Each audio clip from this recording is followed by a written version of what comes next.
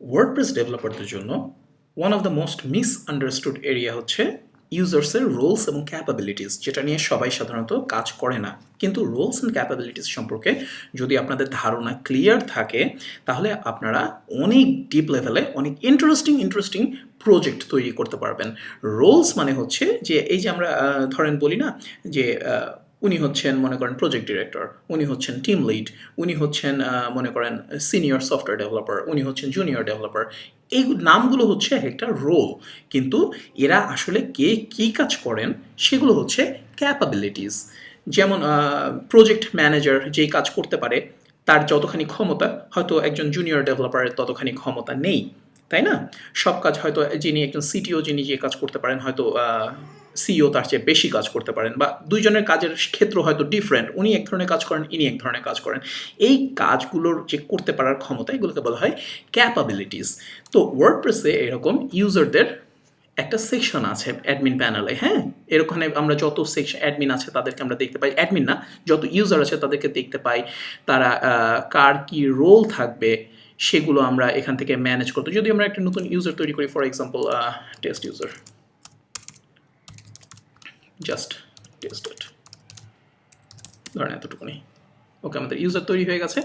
এখন মনে করেন এখানে আমরা এই যে ইউজারের রোল ডিফাইন করতে পারি, এই যে কন্ট্রিবিউটর, অথর, এডিটর, অ্যাডমিনিস্ট্রেটর। আপনি একজন প্লাগইন ডেভেলপার অথবা থিম ডেভেলপার হিসেবে অ্যাকচুয়ালি পারবেন না, প্লাগইন ডেভেলপার হিসেবে নতুন রোলস তৈরি করতে পারবেন, এবং এই রোলগুলোর মধ্যে কার কি ক্যাপাবিলিটি, অ্যাডমিন মানে কি, এডিটর মানে কি, অথর মানে কি, বা নতুন একটা রোল আনলেন ডেভেলপার কী করতে পারবে, এগুলো সব আপনি ডিফাইন করতে পারবেন। আর থিম ডেভেলপার হিসেবে আপনি যেটা পারবেন সেটা হচ্ছে এই রোলগুলোর উপর বেস করে ইউজারকে কন্টেন্ট বিভিন্ন রকমভাবে দেখাতে পারবেন, অথবা কন্টেন্টের অ্যাক্সেস রেস্ট্রিক্ট করে দিতে পারবেন, যে সে মিনিমাম এডিটর না হলে সে এই কন্টেন্ট অ্যাক্সেস করতে পারবে না, অথবা অমুক ইউজার হলে সে হয়তো এখানে আসতেই পারবে না, অমুক ইউজার হলে হয়তো সে দেখতে পারবে। এরকম কাজগুলো আপনি করতে পারবেন। ওকে, বিশেষ করে যখন আপনি ই কমার্স সাইট তৈরি করবেন, তখন হয়তো কাস্টমার রিলেটেড নামে একটা স্পেশাল রোল থাকে, যে যারা পারচেস করেছে আপনার সাইটে তাদের রোল হচ্ছে কাস্টমার, এবং কাস্টমার মানে কি, তারা তাদের পারচেস করা প্রোডাক্টগুলো অ্যাক্সেস করতে পারবে। সো আবার আপনি অ্যাডমিন শুধু তাই না, শুধু যে থিমেই করবেন তা না, এবং অ্যাডমিন প্যানেলেও আপনি এই রোলগুলোর উপর বেস করে কোন ইউজার কোন মেনু দেখতে পাবে, কোন মেনু অ্যাক্সেস করতে পারবে, এরকম অনেক ডিটেইল লেভেলে আপনি কাজ করতে পারবেন।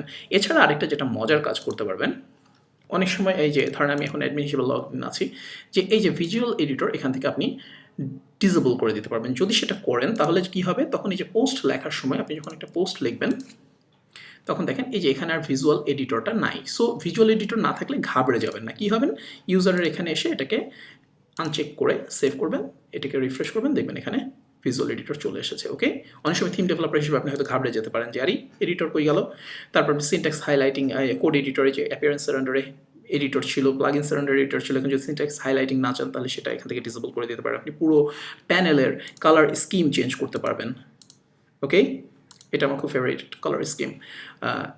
এখানে আপনার অনেকগুলো ইউজার সম্পর্কে ইনফরমেশন কালেক্ট করতে পারবেন। মনে রাখবেন, একজন প্লাগইন ডেভেলপার হিসেবে আপনি কিন্তু এখানে আরও অনেক এক্সট্রা ইনফরমেশন কালেক্ট করতে পারবেন। ওই যে মনে আছে মিডিয়া সেকশনে বলেছিলাম মেটা ইনফরমেশন। সো ইউজারের এখানেও আপনি ইচ্ছে করলে মেটাই কালেক্ট করতে পারবেন। যেমন যদি আপনি চান ইউজারের ধরেন সোশ্যাল প্রোফাইলগুলো, যে ফেসবুক ইউআরএল, টুইটার ইউআরএল, তারপর গুগল প্লাস ইউআরএল, এগুলো আপনি একটা করে নতুন বক্স তৈরি করে সেগুলো কালেক্ট করে, এবং একজন থিম ডেভেলপার হিসেবে এই এক্সট্রা ইনফরমেশনগুলো বা মেটা ইনফরমেশনগুলো আপনি থিমে দেখাতে পারবেন। The whole thing is very interesting. Plugin developer এবং থিম ডেভেলপাররা যখন একসাথে কাজ করবেন, তখন পুরো জিনিসটি এত মজার, এত বিউটিফুল, এবং ওয়ার্ডপ্রেস এত পাওয়ারফুল, আপনি কাজ করে অনেক মজা পাবেন। দেখবেন যে অনেক কিছু আছে। এই যে একটা ধরেন আপনি একদম ফ্রম স্ক্র্যাচ যদি একটা ওয়েব অ্যাপ্লিকেশন ডেভেলপ করতে যেতেন, তখন এখানে ইউজারের রোল টোল তৈরি করা নিয়ে কত ঝামেলা করতে হতো, অথচ ওয়ার্ডপ্রেসের মধ্যে এই এপিগুলো দিয়েই দেওয়া আছে সব কিছু।